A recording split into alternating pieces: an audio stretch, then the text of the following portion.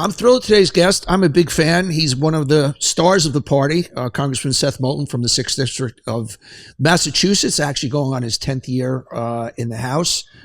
Very outspoken, one of what I call the sane members of the party, because the party lost its way a little bit. We're going to do an autopsy on what happened in the election. And welcome to the show, my friend. Donnie, thanks for having me. Good to be here. I mean, I'm just going to read your quote, one of your quotes that kind of said it all best. And certain members, this is from you, certain members of our party preach defunding the police. And it turns out a lot of Americans want the police well funded to keep them safe. And you also said there were members of our party saying there were no problems on the southern border when in fact there was. Trying to wish it away wasn't effective either. And you've been very outspoken. You've been very outspoken on the overwhelming focus on trans issues. You were very clear, as most 99% of Americans, you don't want your daughters playing against biologically born men. And you took a lot of gun from it, but it's where the party needs to be. Your voice is the right voice for where this party, if it wants to win an election again.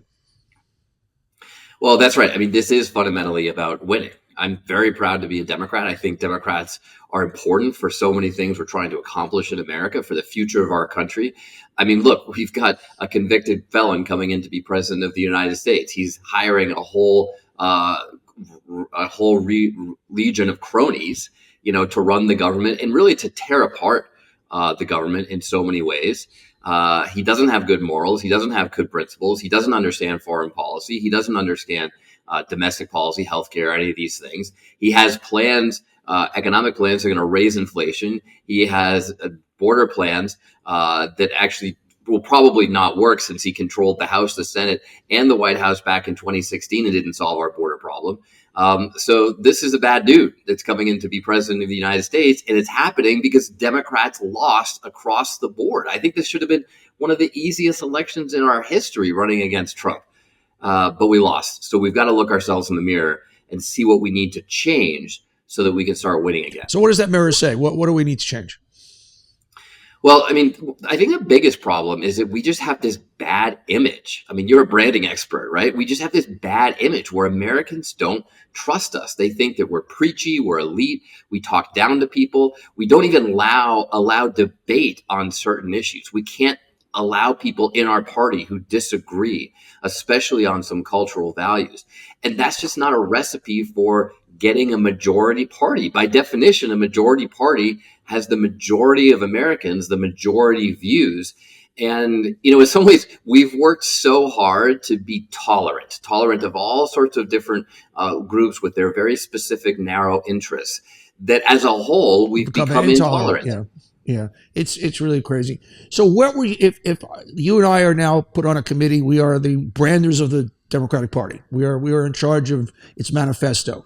Give me the Congressman Moulton view of this is what people should think of when they think of being a Democrat. I think they should think of people who are actually honest, who seriously care about their problems, who want to listen and hear what Americans have to say, and be genuine about actually trying to fix the issues that matter in people's lives. We can still stand up for minorities across America, for example. Trans people, for example, they need protection. They need civil rights. They need access to healthcare. We're the only party that's going to deliver that. But we can't do that at the expense of addressing the problems that affect millions of Americans across the middle of the country that are higher priority. Like, why can't I pay for my groceries? Why do I not have any economic prospects? Why does it seem like all the jobs are going overseas to China or being taken by immigrants who are here illegally? I mean, these are just real concerns that Americans have. And if we just dismiss them, well, don't worry about the border. That's not really an issue. Yeah. Or don't worry about inflation. People aren't stupid. The consumers are not. I call them consumers from where I come from. They're not stupid. And there's a sniff test. And, the one thing that Trump has always worked in his favor is that there's an authenticity there. Well, you like him, don't like him, but like in research after research, people go, well, I don't agree with him, but at least he says what he says is what he is. And authenticity coming from my world in branding is critically important. I mean, you're an expert on this, but it seems to me that in a crazy way, you don't even need to be fully honest to be authentic. I mean, Trump is almost authentically dishonest. Yes, right? Yes. But that's who he is, and that's exactly what people get. So when he says, I'm going to fix the border. That's a major focus of mine. They kind of get lost in the policy or whether his wall is actually going to make any difference. Mexico certainly didn't pay for the wall, but everyone seems to have forgotten about that. Inflation too. He talks about how we have to bring prices down. There are signs across Pennsylvania when I was down there campaigning that were very simple. They just said Harris, high prices, Trump, low prices. Yeah. Now, by the way, his economic policy is going to dramatically raise tariffs, inflation. This is the irony, right? Right, yes. And that's why it's a branding problem, right? Because it's not a policy problem. Usually Democrats, retreat to our think tanks or go, convene a conference at Harvard to try to figure out what the working people want and, come up with a different policy solution. We actually had the right policies. We had a better policy to bring down inflation. We supported the bipartisan immigration deal that Trump sunk so that he could play politics with it in the election. Mm-hmm. But yet the American people did not trust us on the economy, did not trust us on immigration. That's a more fundamental cultural divide that we've got to surmount. Democrats were in a little bit of a quagmire on the economy because, as you know better than as well as anybody, there were so many positive metrics inflation was finally softening, jobs, unemployment, GDP, consumer confidence, they were all there. But yet when you touted it, the average person still didn't feel it if they were going to the grocery store. So they were kind of caught in, yes, they wanted to pound their chest, but they seemed out of touch if they were pounding their chest. And the economy was a really tough one for them. It was. And part of the problem was that in the Biden administration, when inflation started going up, there were a lot of prominent Democrats who just denied it. They had this idea that inflation was transitory or something, whatever that means, right? And so they just dismissed it in the same way that when things started getting really bad at the border, people said, oh, it's not really that bad. There are Democratic colleagues of mine who wouldn't even discuss it, wouldn't even acknowledge that there was a problem at the border. And you just can't take leaders seriously if they don't listen to your concerns, if they just try to dismiss them. That's the kind of arrogance that a lot of people feel from Democrats. Oh, we're just above that. And if we only educated you, you would understand, right? Yeah. Democrat, you need to feel it, right? You need to feel it. And by the way, one of the things that Harris needed to do in this race, because people were upset at these problems under the Biden administration, I think the number one thing she needed to do was separate herself from the president. That one question on The View really hurt her. I mean, she needed to do that. People wanted to turn the page, and no. Look, But again, it was like we couldn't even acknowledge there was a problem. Like if she had just come out on day one and said, I love President Biden, I've been very loyal to him, he's a great guy, but I disagree with our policy on the border because it hasn't worked. That would have been such a breath of fresh air to Americans. That would have said, okay, here's someone who's really going to do things differently, which is what people want. You were one of the first three, I think, to come out and after say Biden needed to step aside. And I think what really hurt the Democrats, because we in the media, me in particular, were talking a lot about democracy and whatnot. And a lot of people on the other side of the aisle said, well, what about democracy? You guys were kind of hiding this guy who was infirm. This is what they're saying. But basically didn't even have a real free choosing, if you will, after he stepped aside. And what about democracy there? Why didn't that happen? And how do we answer that as a party? I mean, honestly, it's a tough question. I don't know exactly what was going on inside the White House. And some people have asked me, hey, you were third to come out. You did it after the debate. Do you wish you would actually come out and said something earlier? And I'm willing to admit it's mistakes. Yeah. I mean, honestly, I do. I think it was a huge mistake as a party. And that falls on the shoulders of people like myself in elected positions. But the problem is that so many Democrats weren't willing to state the obvious. And after I said that, which, by the way, was a hard thing to do because I've known Biden personally. And he's such a good man. He's such a decent He's such a good man. He was a real mentor to me. When I ran in this contested primary in my first race against an 18-year incumbent, right? I knew so little about politics. I didn't know you weren't supposed to run against an 18-year incumbent in your own party. But the Massachusetts Democratic establishment quickly reminded me that that's the case. I mean, they just said, you shouldn't even be in this race, which, by the way, as a Marine veteran, they were basically saying, do not participate, Seth, in the democracy you just risked your life to defend. But anyway, the point is that all these big Democratic players, Nancy Pelosi, Elizabeth Warren, Joe Kennedy, they all campaigned against me in that first primary. And you know who the first federal politician was to come up and do a rally for me in Lynn, Massachusetts? Biden. Joe Biden, Yeah. Vice President of the United States. I mean, that's how committed he was to me. I used to have breakfast with him when he was vice president. I used to call him for advice. So listen, this was a hard decision personally to get to the point where, after making a whole bunch of internal calls and no one was even returning them from the White House, I came out and said, no, he needs to step aside. But my point is that when I did that, it wasn't like all these other colleagues on Capitol Hill who wouldn't say anything disagreed with me. No. I mean, they were all coming up to me and patting me on the back. Yeah. Hey, thanks for getting out there. That's what we need to do. We really need to switch them out. Okay, well then say something yourself. Speaking of your service, thank you first of all for your service to the country. You're a Marine. You're on the House Armed Services Committee. I've got to ask you, obviously, about Hegseth as somebody who's has walked the walk, if you will. Talk to me about that possible head of possible Secretary of Defense. Let me tell you, there's another thing I don't like to do, which is to demean fellow veterans. I respect everyone who's willing to put on the uniform and risk their lives for the country. And that's what Hegseth did. He did put on a uniform and risked his life for our country. Amen. But the reality is that ever since then, he's been on this crusade to politicize the military. And along the way, he's also sexually abused women. He ran a $10 million nonprofit apparently into the ground. He couldn't manage a $10 million budget. How is he going to manage a DOD budget that, next year it's like $787 billion? I mean, this is just a recipe for disaster. But to put a finer point on it, when you're at a low level in the military, like I was an officer, but I only made it to captain. Okay, that's pretty low. No, that's pretty good. I'm very proud of being a captain in Marines. That's what I wanted my headstone someday. But I got out after 6 years, right? And I don't want a general or anything like that. But when you're at that level, you're fighting on the ground, as I was in the infantry.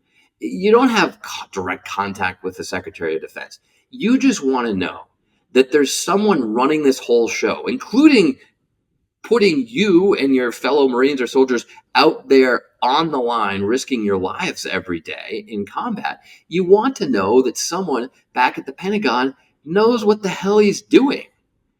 And I don't think that someone who's has this kind of whose own mother, Hegseth's own mother, said you're a terrible person. That's just not someone that the troops can look up to and trust with these decisions that affect their lives. Talking about affecting lives, you were very open in 2019. You said you had suffered PTSD, and we know those letters. Talk to me about what that is, what that feels like, what actually bring that to life for our audience. Look, when you run for office, as you know, you do all these background checks, right, and make sure there are no surprises in your history or whatever.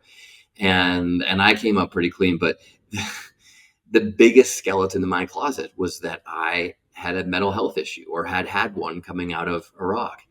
And even worse, in a way, I actually dealt with it by going to see a therapist. Now, this is God forbid, right? Then you tried to help yourself. Actually see someone to help, right? Admit that I have a problem. This has been a death sentence in politics for a long time. And there are famous stories of people who've been completely kicked out of American politics. Thomas Eagleton. I mean, I thought we were so past that, though. To be honest with you, he was probably the most prominent example. But we weren't really past it because no sitting member of Congress in history had ever come out and said, I have a mental health issue, like personally. Yeah. People more talking about it a little bit generally. And this is despite, Donnie, the fact that we know that some of our greatest leaders had real mental health Winston issues. Churchill, suffered from depression. I mean, it's just he suffered from depression. Abraham Lincoln, lifelong depression. If you read what George H.W. Bush and John F. Kennedy wrote about World War II, they almost certainly had post-traumatic stress as well. So, but the point is they kept it hidden.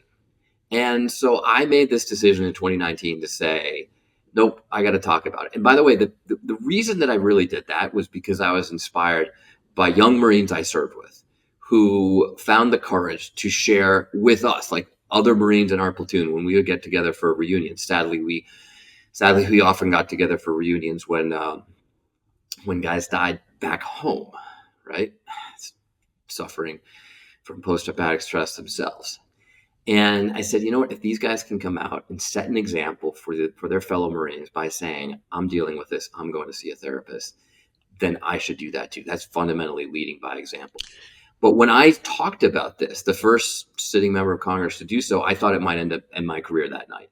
And instead, you're right, we actually have moved on because the reaction instead was really supportive. And it set me on this mental health crusade, including passing 988, the National Mental Health Hotline that I co-authored with a fellow veteran, a Republican Air Force veteran from Utah. It was not an easy bill to get passed, even though it seems so obvious. And we can go through the statistics, but bottom line is 988 is saving thousands of lives a month. Thousands of people are alive today because they can dial 988 if they or a loved one has a mental health crisis. And, you know, it's probably the most important legislative accomplishment I've had. You know, talking to you, and we started earlier talking about branding, and what's so important, and I think what you are demonstrating, and just in our conversation that has been missing from the Democratic Party, is just honesty. Just people want honesty. People want the truth. They'll overlook a lot. Because we all are flawed, and we all deal with everything day to day. And I just hope the powers that be in the Democratic Party are kind of listening to this conversation, because above all else, your honesty comes out, and that is such a crucial pillar going forward that the Democrats need. Well, I'll tell you what, when I signed up for the Marines, and I didn't have any military history in my background, I just wanted to do something. You signed up a few weeks before 9/11. That's right. Yeah. And one of the first things you learn when you go to Marine boot camp or Marine OCS is you can fail a test and they'll probably let you retake the test. You can drop out of a run and you'll probably get to try again tomorrow. But if you lie about anything, you're gone, because integrity is so fundamental to being able to trust the man or woman on your left or right when bullets are flying. I read that thing with the Navy SEALs, that they put more of a premium not on the ultimate performance, but the ultimate trust factor, and that people can trust each other. That's what it's all about. Yeah. And the other part of this is that it is not about always agreeing, right? Yeah. When someone comes up to me on the street back in the district and said, "Oh, Seth, I love you because I agree with everything you do." Well, that makes me really nervous, because what if I do something tomorrow that you disagree with? Does that mean all of a sudden, the last 10 years is out the window because of one vote or one position that you disagree with? I much rather hear people come up to me and say, I don't agree with everything you do or every vote you've taken, but I trust you. Yeah. Like, that's what we need in politics, and that's what we've got to get back to as a Democratic Party.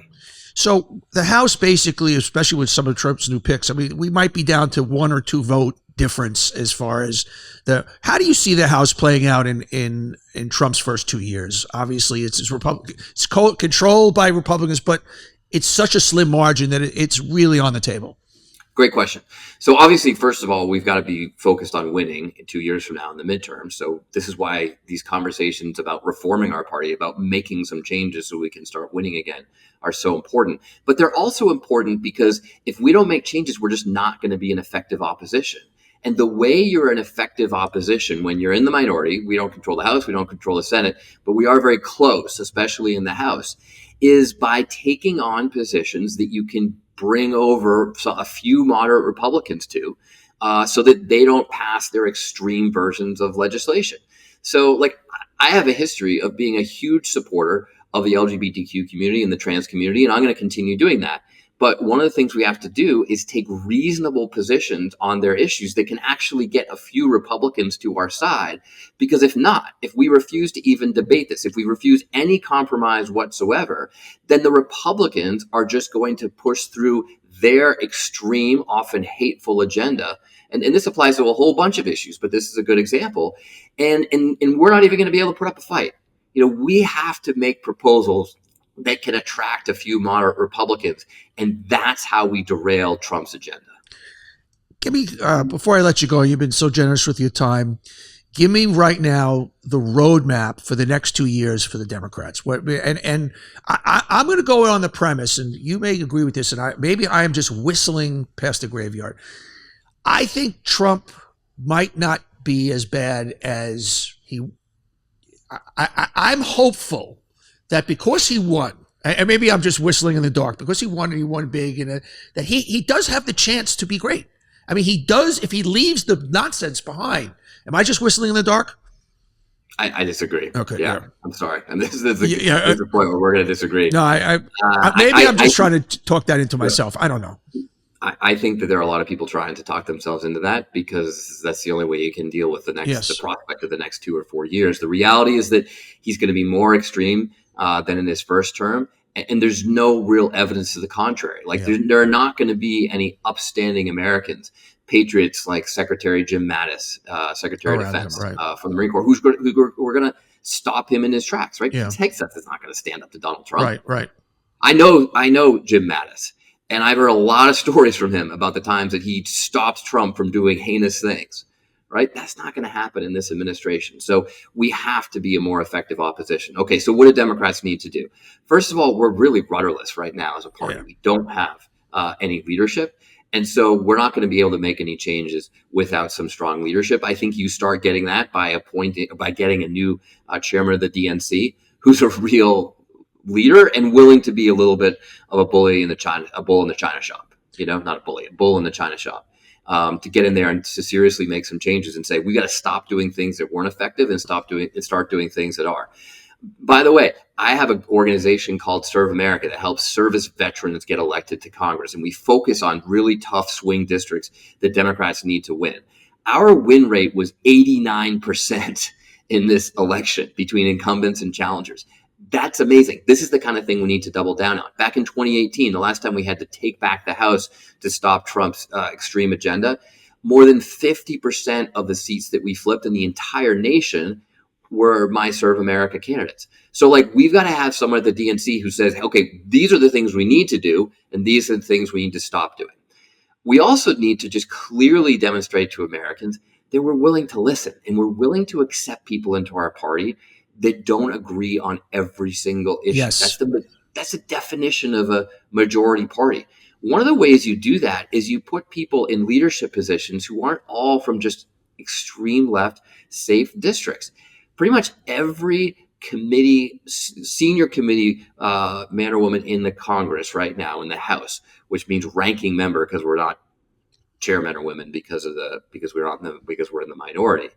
They're all from safe districts. They don't understand what it takes to win a tough seat in Pennsylvania or Michigan, right? So we've got to empower leaders who have that perspective. Empower, organizations like the one I just mentioned, my Serve America organization that knows how to win these tough seats. And we need to show the American people what we didn't work, and we're going to change. We are going to change to meet you where you are. We've got to say that loud and clear, and we've got to show we're willing to make changes. And I think then we can bring some people along, especially when Trump starts to do crazy extreme things, and they feel like, okay, the Republicans are being extreme, but I have a home in the Democratic Party. Independents, moderate Republicans, they do not feel like they have a home in the Democratic Party right now. That's what we got to change. Congressman Seth Moulton, I hope people are listening because as a Brandon guy, if this last 30 minutes is where the Democrats need to be, you need to be one of the major faces of this party. It's very clear to me, and I really appreciate your time and how busy you are. No, that's very generous. I'm just trying to make us win again. That's it. Just win. As Al Davis, the Raiders said, just win, baby. That's it. Have a great day. Thank you, my friend. You too. Take care. Everybody, thanks for watching. If you like it, hit that subscribe button. And we love having you here watching On Brand. And just don't miss any future episodes. So don't forget to hit that subscribe button. We'll see you next time.